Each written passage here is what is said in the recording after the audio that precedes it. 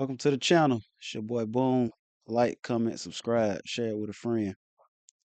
Today we will be reacting to the fall of the world's flashiest scammer.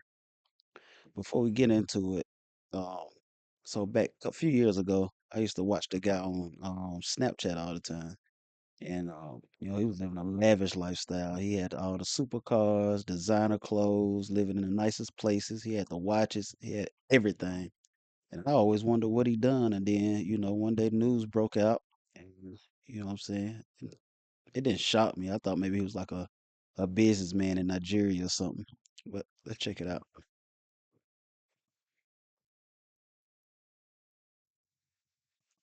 Woo! You been down.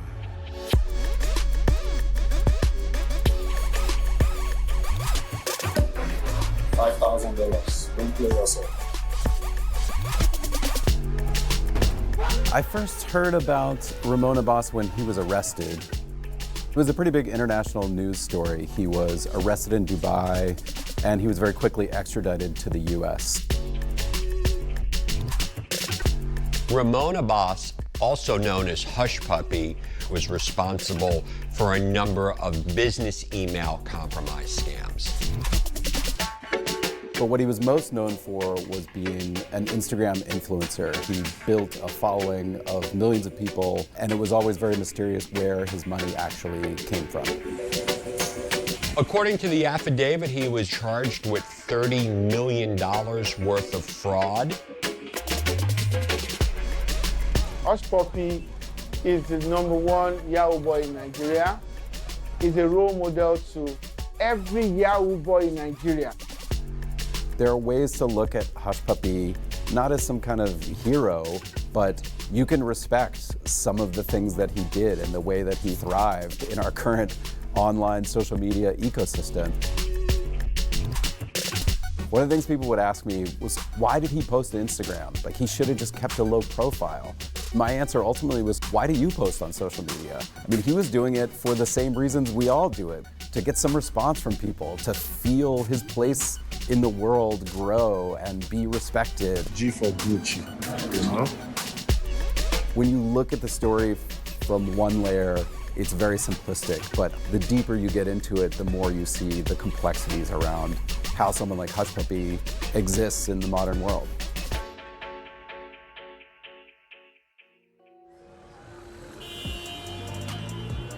Ramon grew up in a neighborhood of Lagos called Oron Shoki. It's a bit of a hardscrabble neighborhood. His father drove a taxi, his mother sold bread and other foods on the street. By his own account, he always looked to sort of the ritzier areas of Lagos as a kind of dreamer, and he wanted to have more for himself. Today we have an exclusive inside look at the internet scam that has been sweeping this country, based out of Nigeria. When the internet arrived, late 90s, early 2000s, in places like Ramon Abbas's neighborhood, people would go down to the internet cafe, and one of the things that Nigerians discovered when they logged on was that oftentimes there was sort of a reputation that preceded them online. They were already viewed as being scammers because of the 419 scams of the 80s and 90s, which were basically either phone or fax or letter scams. This coincided as well with more difficult economic times within Nigeria, fewer job prospects, and so there was a community who sort of embraced that label, who decided, okay, I will figure out how to make money online, I will figure out how to take advantage of people, and they're actually incredibly innovative. It started, as it almost always does, with an email. There was a community of young boys who became known as Yahoo boys based on the free email accounts that were available for this type of scamming. I spoke to a criminologist in Nigeria, Adedeji, who he spent a lot of time with Yahoo boys, and he actually lived for a time among them to study them, to understand their motivations, to understand their techniques, to see what became of them over time, and he knew a lot of the same people in Ramon's circle. I had a very good relationship with them because I saw them as human beings. He was very popular in the slums, areas like Bariga, Ajegunle, Ijora, Mushin, because these are places where you have a lot of young boys who have very little life chances. Hush Puppy, Ramon Abbas. At that time, he was one of the very smart boys. He went very far. He met a lot of people who could help him improve on the skills of cybercrime, knowing that the kind of cybercrime we had in Nigeria in the early days was close to the 419, the letter scam. He moved from Nigeria to Malaysia, and at the time in particular, there was a sort of exodus of Yahoo boys from Nigeria to Malaysia. There are a variety of theories about why they moved there. The possibility that it was a little more lax, that the Nigerian government was paying a little more attention at that time, also because there was more sophisticated internet architecture there in terms of how you could hide the location that your requests were coming from. He moved closer to where he could have access to all of the tools. He wanted more information than what every other person had. And that was why he became what most of them did not become. It seems like he was connected to several different flavors of scams, one of which was business email compromise, which is the most lucrative internet scam that exists. Well, today, one of the largest scams attacking end users is called the business email compromise. The business email compromise seems really, really sophisticated. And during my career, I've dealt with hundreds of these incidents. The bad guys are able to compromise an email account of a business. Could be a small business, could be a large business, and it involves financial transactions.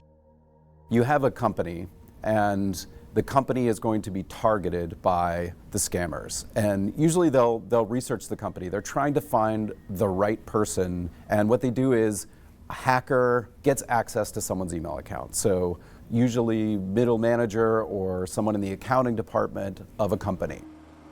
Once they're in the email, they don't actually do anything. They just sit there and they wait. And they watch the flow of email in and out. And when they see invoices, that's what they're looking for. When an invoice comes in, they might spoof the email of the sender of the invoice, mock up a fake invoice that looks exactly like the one that just came in, and then send a follow-up email saying, this was not the correct bank account information, this is the new bank. So if the financial department is not looking carefully, then they are prone to sending the money right out the door. That's essentially what BEC scams are. Someone asked for this money who's not the right person, and you sent them millions of dollars. Spend 20,000 you, okay? 20,000. I just spent 20,000. Ramon had picked up the handle Hush Puppy in, I think, 2012, but it was really... Before they go into the details of how it happened, y'all, tell what y'all think. Y'all, do you think you could do that? Think you got the courage to do some scamming? And one thing about him, once he figured it out, he could have did some, minor scams and stuff, but he went big. But y'all tell me you think you can do it? When he got to Malaysia that he started posting photos, mostly of himself. It was a kid from Lagos on the rise. Here are the luxury brands that I'm now consuming. And he started mixing that with a kind of self-help mantras and a sort of prosperity gospel, the hustle. His followers started sort of ticking up over time. And then Hush Puppy began a friendship with Mumfa, who's a very, very well-known influencer in Nigeria. And Mumfa lived in Dubai. That seems like the time when he started to see that there was another level of opulence. There was another tier of lifestyle that he could be living. And so he packed up from Malaysia, moved himself to Dubai. When he moved to Dubai, he really entered this world of truly high wealth individuals, which included obtaining a penthouse apartment, closets full of designer clothes, shelves of unopened sneakers that had only been made once, sneakers that had been made specifically for him, and a basement parking garage that was full of cars like Ferraris, Bentleys. He's sometimes now flying on private planes. He's one of the guests of honor at the Formula One race. He's being invited to big events in Dubai. And so he's kind of entered this upper crust of some of the most wealthy people in the world. Everything you want to talk about the hush puppy. You hush puppy do this, hush puppy do that. You shall leave me alone. Talk about yourself. The difference between Hush Puppy and the other Yahoo boys is the fact that he went international. Then he went to the social media to show off all of these things. But as per recklessness, they are all reckless. Even those who are not on the international scenes are also reckless. That's the way they live. So Hush Puppy's 37th birthday, it was all kind of, at that moment, it felt like it was really coming together for Hush Puppy. And he posted about that. He posted about how far he had come. While that birthday celebration was happening, the sort of seeds of Hush Puppy's downfall had already kind of been sown. Well, he made the cardinal sin in organized crime. He flaunted his wealth. He brought a lot of attention to himself. He made himself appear to be a national hero. But when you are out there and you are flaunting all of this information, there's so much open source intelligence that he was just providing about himself. The FBI arrested a Canadian money launderer, and his name was Ghalib Al-Amari. When they arrested Al-Amari, he had a phone on him in which there were contacts for Hush Puppy, and there were message exchanges with Hush Puppy. What they came to believe was that Al-Amari and Hush Puppy were sort of part of a loosely networked group of people who were committing BEC scams and moving the money around the world. Oftentimes, there would be hackers who would hack into the email accounts, and the FBI later concluded these were North Korean state-sponsored hackers who had actually committed billions of dollars worth of crime around the world over the past 10 years. Al-Amari would connect up with Hush Puppy, ask him if he had any bank accounts, and when a big BE score was about to happen, Hush Puppy would provide a bank account that could receive millions of dollars that were about to be transferred out of a company.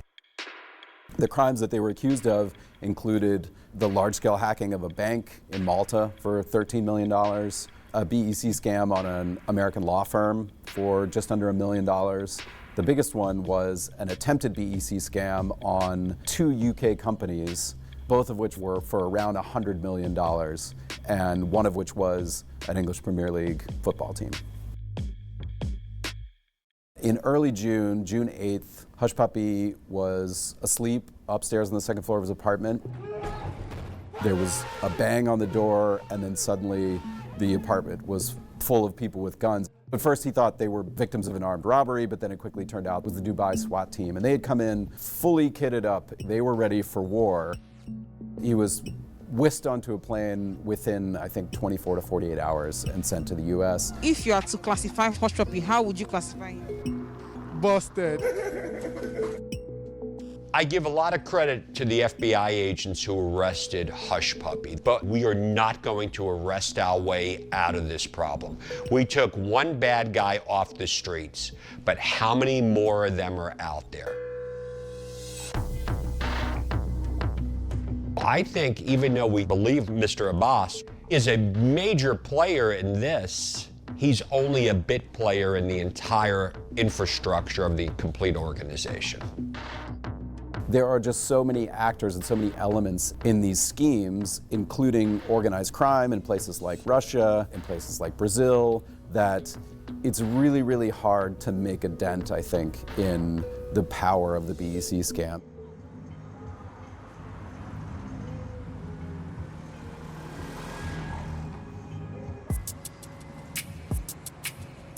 To me, one of the tragedies of this whole situation is that because of the reputation of scamming in Nigeria, law enforcement there, particularly with the Special Anti-Robbery Squad, they ended up using scammers and Yahoo boys as just a pretext.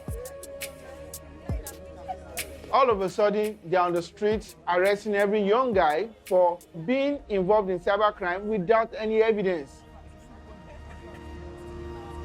They just pack a group of young boys, they force them to say a lot of things, and then boom. It became one of the reasons why we had what we had in Nigeria last year. For weeks now, there have been demonstrations against police brutality across Africa's most populous country. Protesters accuse the now disbanded Special Anti-Robbery Squad, or SARS, of torture. They've been notorious for extrajudicial killings and harassment, especially of young Nigerians. SARS in Nigeria was a big deal last year. A lot of lives were lost, and up to this moment, we are still trying to pacify young people.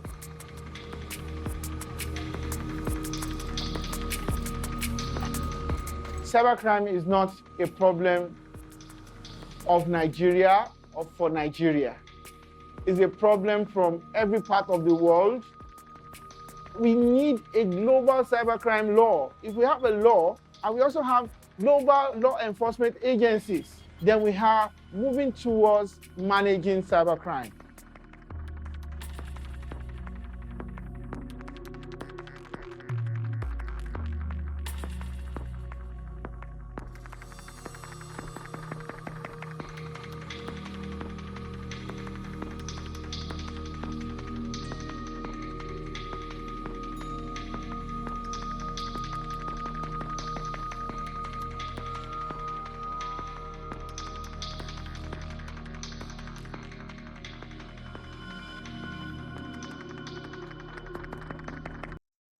So y'all tell me what would y'all do? Would y'all do that? And another thing, man, like he was getting one transaction, $100 million. That's crazy. Like I just need one transaction of either one, and I think I'd be satisfied. I'd fly under the radar. But I know he had got, he was living that super wealthy lifestyle. So if you get started and get comfortable in in a lifestyle like that, I'm pretty sure it's hard to like go back to being normal. But I mean, he from what it sounded like he didn't come from much, so you know what I'm saying? So I mean, I guess, what I'm saying, he didn't care about the risk. But what would be y'all limit? What you think, what would be your number and that would make you be okay with stopping? Y'all let me know in the comments.